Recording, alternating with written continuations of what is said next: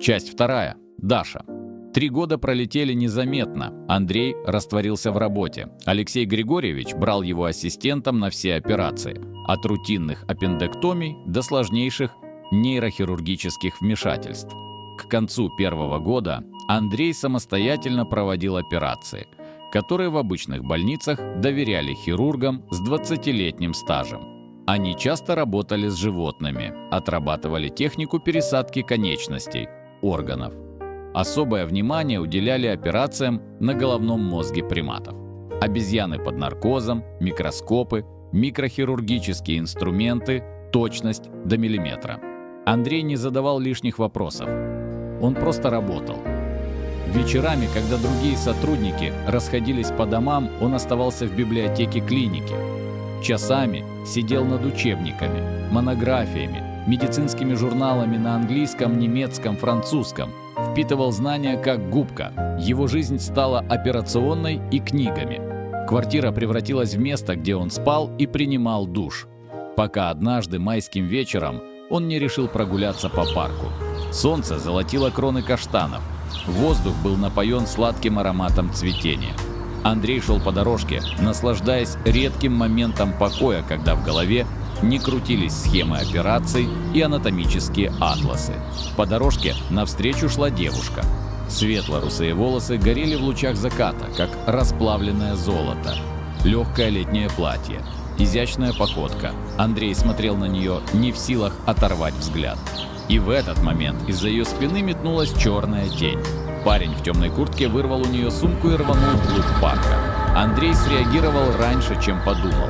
Ноги понесли сами. Спринт, погоня, расстояние сокращается. Рывок, пальцы сомкнулись на ручке сумки.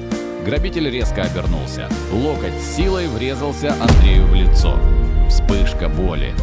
Мир завертелся. Андрей рухнул на землю, но сумку не выпустил. Парень выругался и скрылся между деревьями. Горячая кровь хлынула из рассеченной брови, заливая глаз.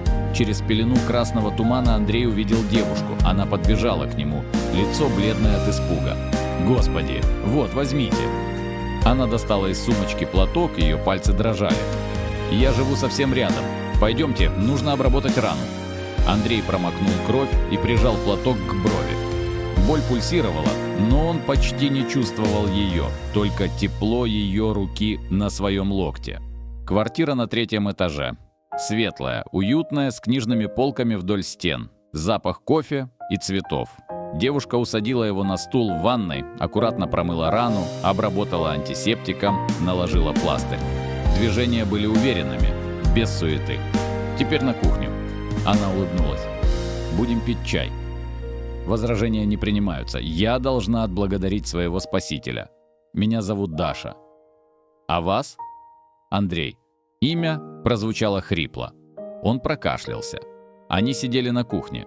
Даша говорила о работе журналистом в газете «Киевский вестник», о статьях, о редакции, о том, как она случайно попала в эту профессию. Андрей слушал, смотрел в ее серо-зеленые глаза и тонул. Сердце билось так сильно, что казалось, она должна это слышать. Слова обтекали сознание, как теплая вода.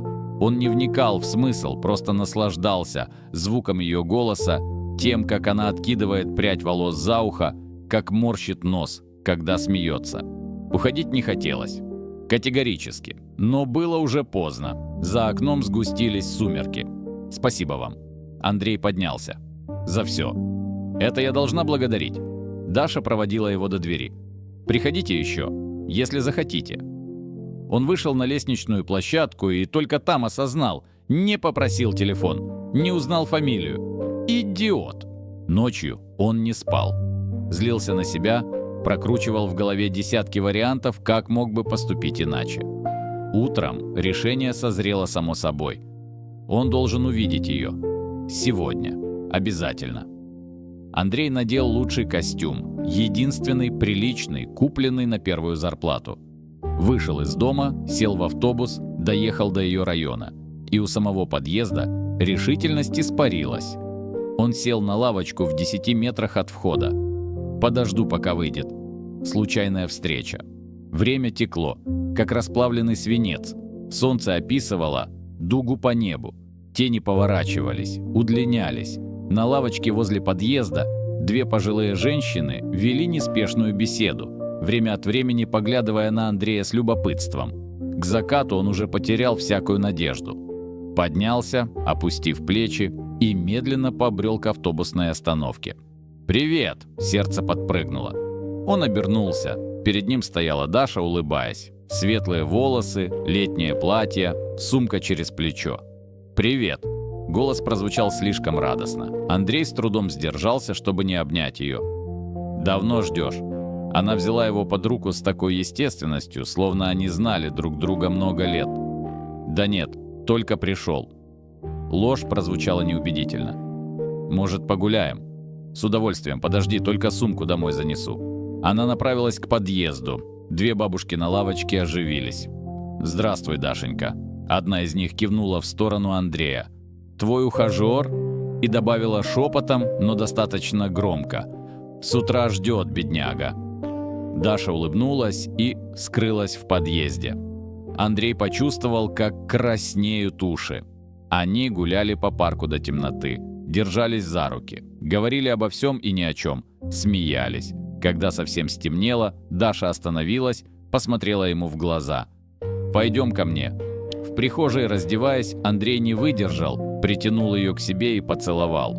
Мир исчез. Остались только ее губы, тепло ее тела, аромат волос. Утро ворвалось в сознание пронзительным звоном будильника. Андрей открыл глаза. Рядом на подушке Даша, спящая, с распущенными волосами и едва заметной улыбкой на губах.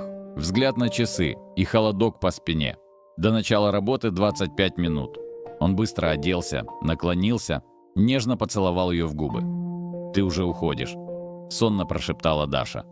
«Опаздываю на работу, любимая». Слово «любимая» слетело с языка само собой, но прозвучало правильно. «Вечером приду сразу после смены». Он выскочил из квартиры и помчался на остановку. Впервые за 3 года работы в клинике Андрей опоздал.